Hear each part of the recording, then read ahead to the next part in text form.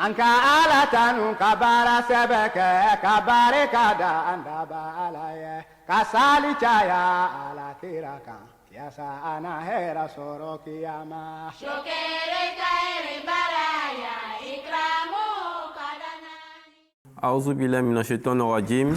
Bismillahir rahmanir rahim. Fidèles téléspectateurs de la MDA francophone, assalamu alaikum wa rahmatullahi ta'ala wa barakatuh. Nous sommes très heureux de vous retrouver pour un nouveau chapitre de Ciel Nouveau. Aujourd'hui, nous vous parlerons de la chasteté. La chasteté ou la privation des plaisirs charnels. L'islam est connu comme une religion qui est assez pointillante sur les questions d'éthique et de moralité.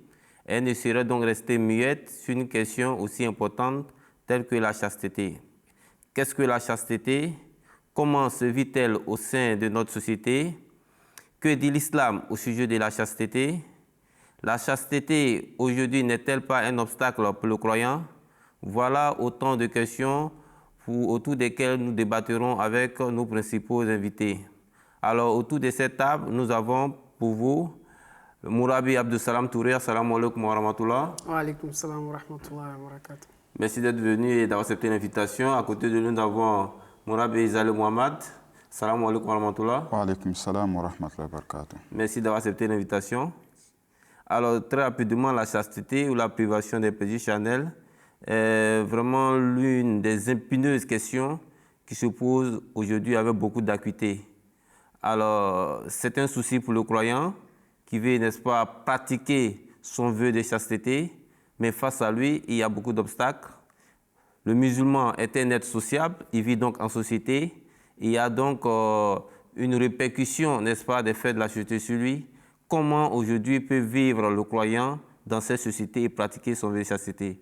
Alors, très rapidement, est-ce que vous pouvez nous définir ce que c'est que la chasteté? Auzubillahi minash shaitanir rajim, bismillahir rahmanir rahim. Tout d'abord, selon un dictionnaire un dictionnaire français bien sûr, qui définit le mot chasteté, il dit état de celui qui s'abstient en amour et de plaisirs illicites. Voilà ce que le dictionnaire donne comme chasteté. Mais au-delà de ça, nous allons voir les termes selon la religion, quelle définition la religion donne pour la définition de la chasteté. Et que la chasteté veut dire purité, modesté, décence, abstinence, surtout en ce qui concerne les désirs charnels ou bien des passions charnelles. Donc, voilà ce que la religion donne. Ce n'est pas seulement un mot, mais c'est toute une étiquette que la religion définit comme chasteté. Chasteté, d'accord. Mourabi Abdussalam Touré, vous avez quelque chose à ajouter? Oui, effectivement, j'aimerais ajouter un petit point à ce que le frère Zalé vient de mentionner. Selon le plan social présenté par l'islam, tous les voies, mesures et moyens sont mis en place pour promouvoir la chasteté, pour promouvoir la piété, pour promouvoir la retenue. Voilà. La chasteté, en un mot, c'est de vivre une vie protégée de tout danger que peuvent présenter les désirs charnels. D'accord. Alors, nous sommes en société et la société dans laquelle nous vivons, on se pose aujourd'hui la question, est-elle propice pour vivre son vœu de chasteté? Exactement. Nous nous trouvons aujourd'hui dans une société qui, lorsque nous regardons, nous constatons que les gens ont tendance à ne plus suivre, à ne plus vivre en accord avec les enseignements de l'islam. Parce que lorsque nous regardons dès le début, les premières lois qui furent données au prophète Adam, voilà, étaient des lois qui étaient portées sur la civilisation de l'être humain. Voilà, parce qu'avant cela, il n'y avait pas de loi qui imposait une certaine manière de s'habiller à l'homme, ou par exemple une obligation de construire des maisons pour vivre. Mais à partir d'Adam, nous avons vu qu'il y a eu un certain changement, il y a eu une certaine évolution.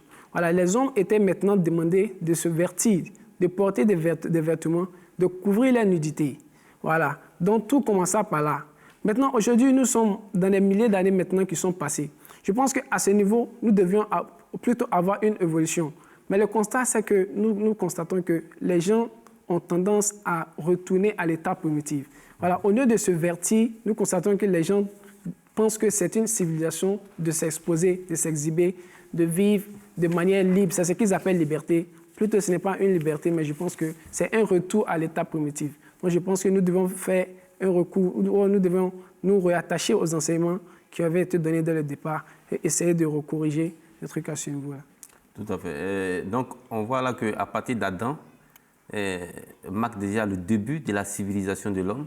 L'homme commence, n'est-ce pas, à se vêtir et commence, n'est-ce pas, à couvrir sa nudité. C'est à partir de cette époque-là que la civilisation humaine, n'est-ce pas, a marqué, n'est-ce pas, son apparition. Alors, que dit le Saint-Coran aujourd'hui, n'est-ce pas, face à ce fléau qui mine nos sociétés? La société se heurte aujourd'hui, n'est-ce pas, à plusieurs valeurs islamiques telles que la chasteté.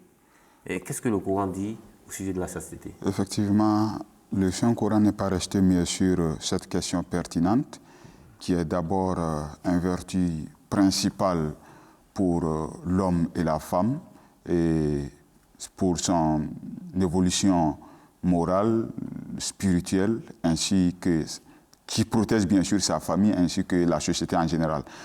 Donc le Saint-Coran ne serait resté mieux sur cette question très importante.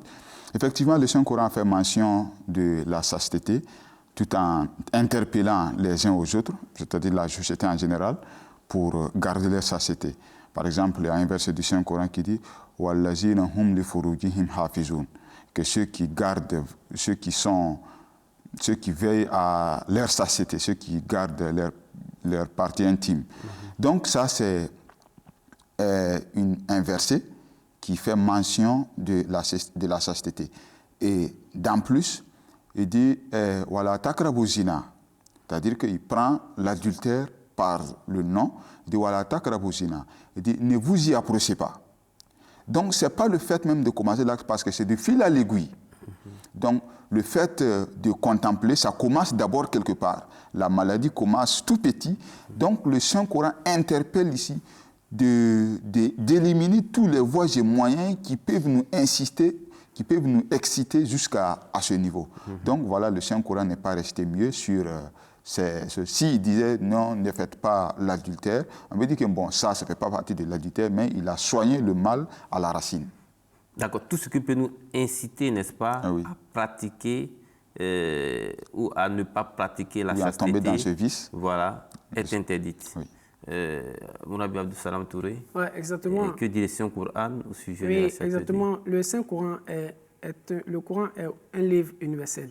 Voilà, c'est un livre qui englobe en lui, comment on appelle, toutes les bonnes lois qui avaient été déjà révélées dans des livres qui étaient venus avant. Le Coran est venu et a pris en elle toutes ces bonnes lois-là.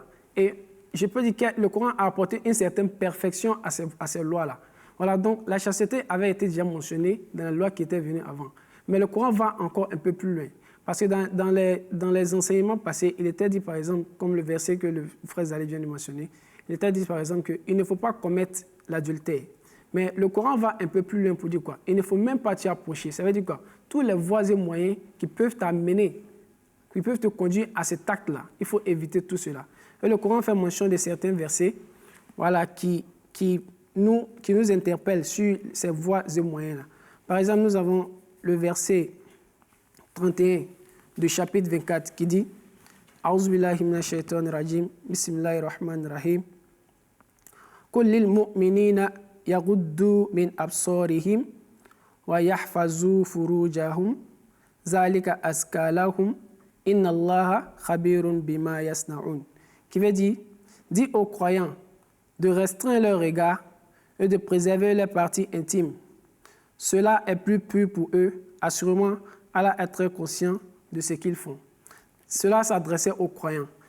Aussi, il y a un autre verset qui s'adresse aussi aux croyantes, voilà, qui dit, ça c'est le verset 32 qui suit, qui dit wa kullil mu'minat yaghdudna min absarihin wa yahfazna furujahun wa la yubdina zinatahun illa ma zahra minha wa liyadribna bi khumurihin ala juyubihin wa la yubdina zinatahun. qui veut dire, et dit aux croyantes qu'elles restreignent leurs yeux, eux veillent sur leurs parties intimes, et elles ne doivent pas exposer leur beauté naturelle et ses parures, excepté ce qui est en apparent de soi, et qu'elles tirent sur leur poitrine leur voile dont elles se couvrent la tête. Elles ne doivent pas exposer leur beauté naturelle. Voilà, à partir de ces deux versets, il y a aussi un autre verset qui suit, il y a aussi un autre verset qui mentionne. Oui. C'est dans le même verset, mais un peu plus devant. Qui aborde dans le même sens. Voilà, qui aborde dans le même sens, qui dit quoi? Que qu'elles ne marchent pas avec une telle démarche, que des aspects de leur beauté qu'elles dissimulent normalement soient révélés. Voilà. Donc nous voyons déjà à partir de ces trois versets-là que tous les voies et moyens à travers lesquels l'homme peut nourrir même l'idée qui pourra t'enlever de cette chasteté-là. Le Coran envoie déjà des lois pour te dire quoi? Qu'il faut vraiment t'écarter de tout cela. Voilà, tous ces aspects qui pourront déjà nourrir l'idée de l'impureté. Voilà, en homme, le Coran envoie des lois pour nous écarter de cela afin que nous puissions suivre la chasteté. Ne vous approchez pas de la chasteté, c'est l'avertissement qui a donné, n'est-ce pas? Ne vous approchez pas, n'est-ce pas, de l'adultère. Or, effectivement, en commettant l'adultère, on rompt ici, n'est-ce pas, son vœu de chasteté. C'est l'avertissement qu'a donné, n'est-ce pas, le Saint-Coran. Et comme avertissement, on pourra citer quoi, par exemple? Il y a, par exemple, la consommation de l'alcool, fait partie, n'est-ce pas, des premiers éléments. Le regard, ne pas baisser le regard. Qu'est-ce que rentre en ligne de compte comme des premiers éléments à ne pas commettre, les premières étapes à ne pas franchir? D'abord, il faut reconnaître que le Messie promis alayhi salatu wassalam a préconisé des solutions pour préserver la chasteté. Oui. Tout d'abord, il faut reconnaître que c'est d'abord d'avoir la volonté de faire cette chose. Si vous n'avez pas la volonté et la détermination d'y aller, donc quels qu'en soient les moyens et les circonstances qui sont mis à votre disposition, vous n'en tirez pas profit. Oui. Donc, le Messie promis alayhi salatu wassalam nous a prescrit 5 remèdes qui, pour ceux qui veulent vraiment et qui sont déterminés à préserver leur chasteté. C'est-à-dire, il dit la première des choses, c'est d'éviter de contrôler le regard.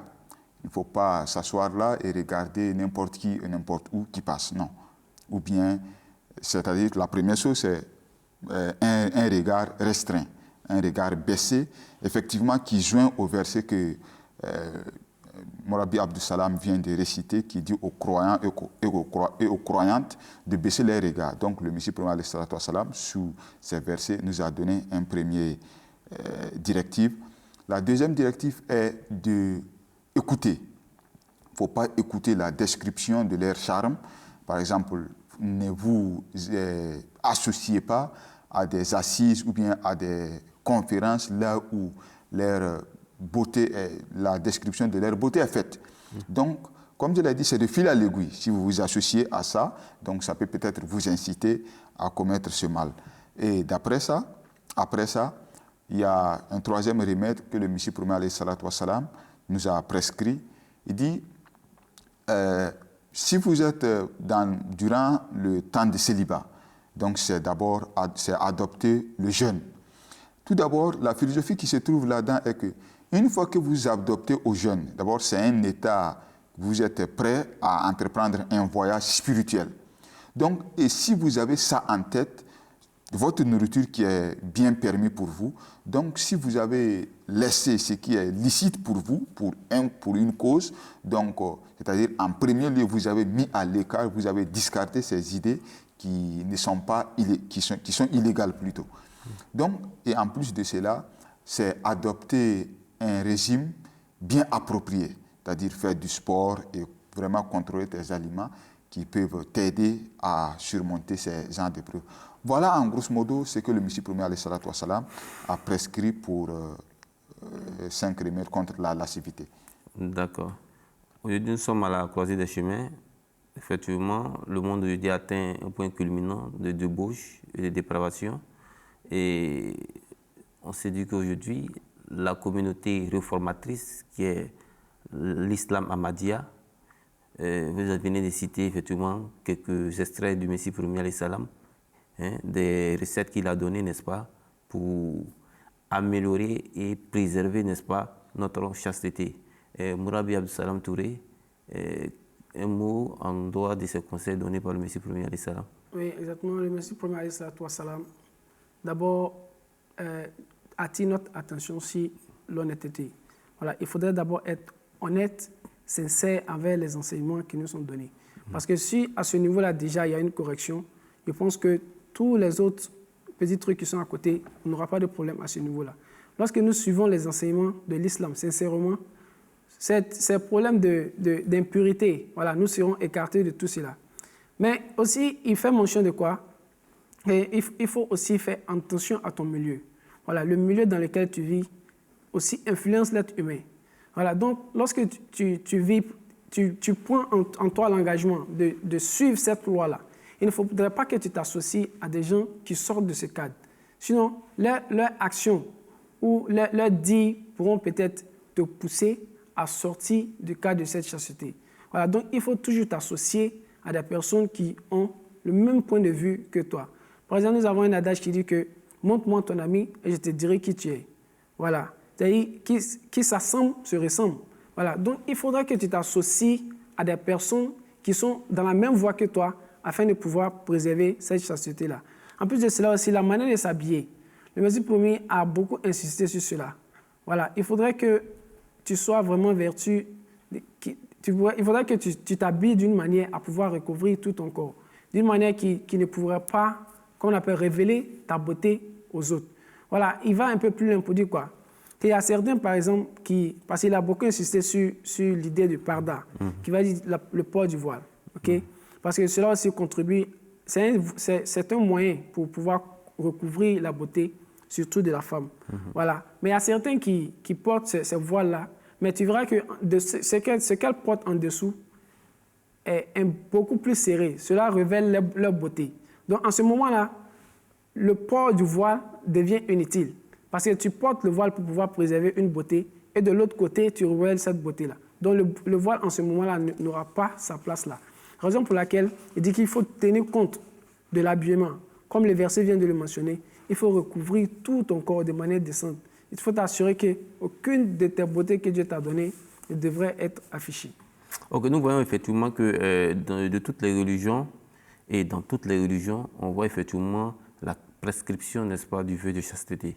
Quel était l'objectif de ces religions en prescrivant ce vœu de chasteté?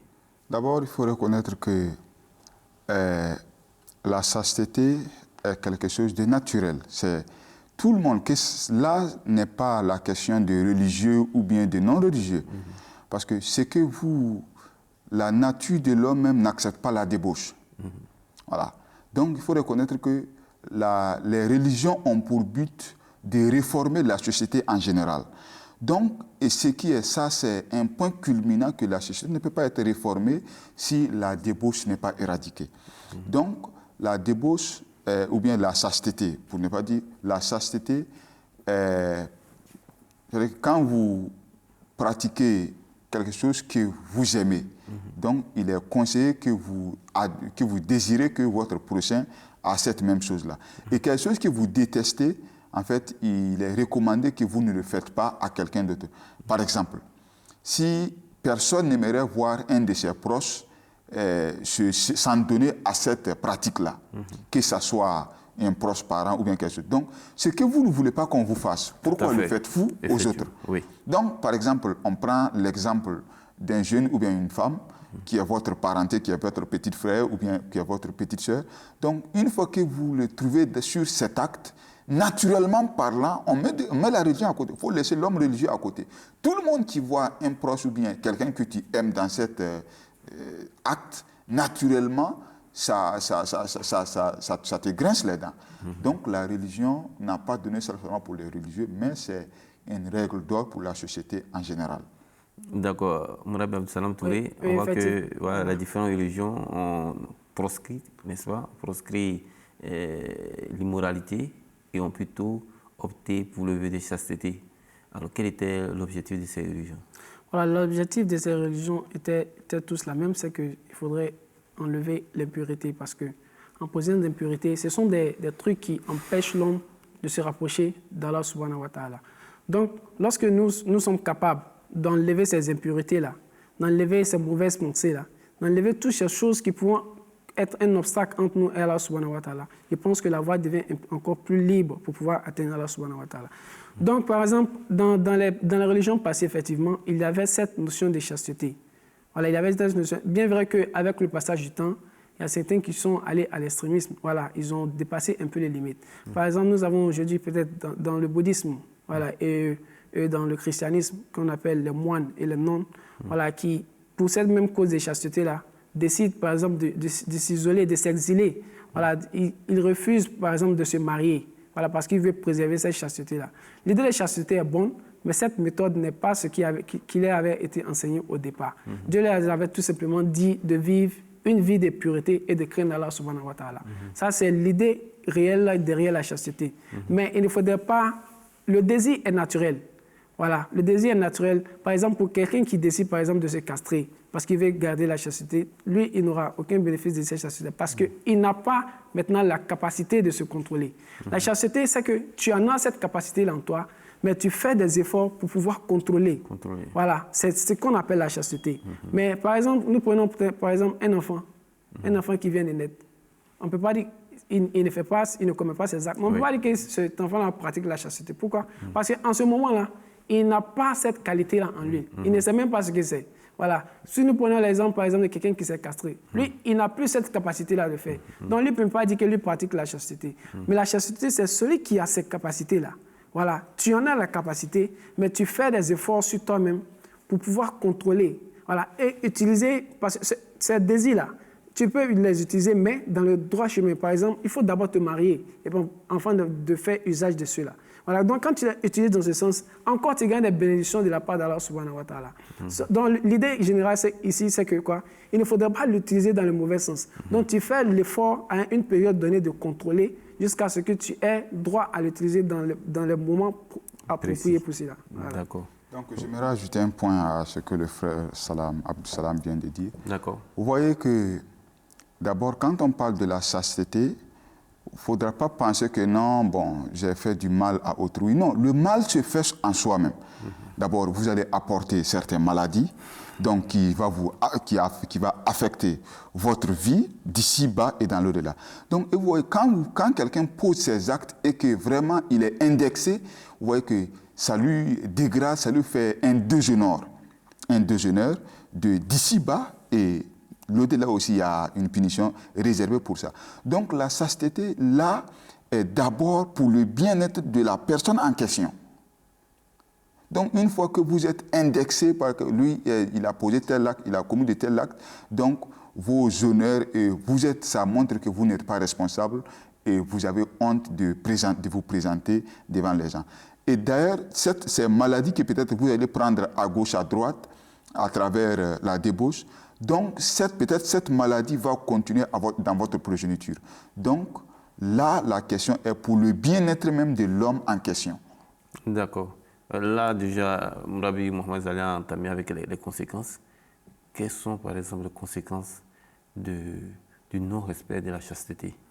Effectivement, le non-respect de la chasteté a beaucoup de conséquences, comme nous le trouvons aujourd'hui dans nos sociétés. Par exemple, quelqu'un qui décide ou par ses actes sort de ce cadre-là. Nous voyons que, par exemple, supposons que tu n'as pas pu préserver cette chasteté-là et tu as, par exemple, on ne souhaite pas, par exemple, une grossesse précoce. Voilà, cette grossesse précoce, d'abord, ça peut être une cause qui peut affecter toi-même tes études. Ton éducation déjà est mise en danger. Ça, c'est un. Et puis déjà, c'est une honte. Voilà, c'est une honte que ça apporte à la famille. Comme, par exemple, nous le constatons, lorsque quelqu'un prend une grossesse de cette façon illicite, la personne se sent déjà vexée parce que dans la société, tout le monde va te pointer du doigt. Voilà, déjà, c'est un déshonneur que tu apportes au niveau de ta famille, aussi à ton niveau. Voilà, aussi, l'enfant que tu auras dans ces conditions-là, l'enfant aussi, pendant toute sa vie, il va ressentir comment on appelle ça? Il va se sentir un peu gêné dans la société dans laquelle... Il est né au mariage. Voilà, parce qu'il est né au mariage. Donc déjà, c'est un problème que tu crées déjà dans la société. Donc ça, ce sont ces genres de trucs-là qu'il faut essayer d'éviter. D'abord, tu perds ton honneur, tu apportes, comment on appelle, une honte à la famille, tu crées un problème pour ton futur et tu crées un problème pour tes futurs enfants. Donc, raison pour laquelle il faut faire tout son possible pour s'écarter de cette immoralité-là. Voilà. Donc, Mourabi Zali Mohamed, est-ce que vous avez un mot de fin à l'endroit des téléspectateurs et, si possible, des conseils? Et bien sûr que il n'y a pas de choses faciles dans la vie, surtout quand vous avez un objectif bien fixé. C'est d'avoir la volonté et le courage d'essayer d'arriver à votre objectif et de ne pas calculer les embuscades qui sont à gauche, à droite, ou bien les distractions qui sont à gauche, à droite. Nous savons tous que notre but dans cette vie, c'est l'adoration de Dieu. Donc, et Dieu nous a donné les voies et les moyens, et il a envoyé des enseignants, ou bien pour ne pas dire des prophètes, à chaque fois pour venir nous réitérer ces enseignements. Donc, ayons la volonté et prions Dieu pour qu'il nous guide sur le bon chemin et qu'il nous donne le courage d'emprunter et arriver à bon port. Mourabi Abdou Salam Touré, votre mot de fin, des conseils à l'endroit des téléspectateurs? Oui, un conseil à l'endroit des téléspectateurs et aussi à l'endroit de mes frères Ahmadi. Voilà, nous, en tant qu'Ahmadi, nous savons que le Messie promis est venu pour la réforme de l'humanité. Voilà, et pour cette réforme-là, il a rétabli les voies et moyens où les enseignements qui avaient été donnés sur le prophète Mohammed sallallahu alayhi wa sallam. La chasteté est une loi qui a été établie par le Saint-Coran. Ça fait aussi partie des conditions de la bayat. Donc, il faudra que nous fassions l'effort de pouvoir suivre toutes ces traces-là afin de pouvoir éviter toutes ces conséquences que nous venons de mentionner. Donc, c'est vraiment très important. Comme le frère Zali vient de le dire, rien n'est facile, mais tout est une question de volonté. Rien n'est impossible, car des personnes ont été capables de le faire. Pourquoi pas nous? Donc, si quelqu'un peut le faire, ça veut dire que ce n'est pas quelque chose d'impossible. Donc, on peut tous faire l'effort pour arriver à ce niveau-là. Alors, merci pour tous ces éclairages. Fidèles téléspectateurs de la MTA francophone, chers fidèles téléspectateurs de la MTA francophone et des Ciels Nouveaux, ainsi prend fin ce thème sur la chasteté. La chasteté est l'une des qualités morales du croyant et était une source de protection contre les maux qui minent, n'est-ce pas, nos sociétés. La chasteté est l'une des qualités morales du croyant est une source de protection contre les maux qui minent nos sociétés. Sur ce, paix dans vos familles respectives. Assalamu alaikum wa rahmatullahi ta'ala wa barakatuh. للخير البرايا إكرامه كدناني شكر خير البرايا إكرامه كدناني أنك آلة كبار سبك كبار كدا أندب علي كسالي جايا على تيركا يا سانا هيرا سوروكي ياما شكر خير البرايا إكرامه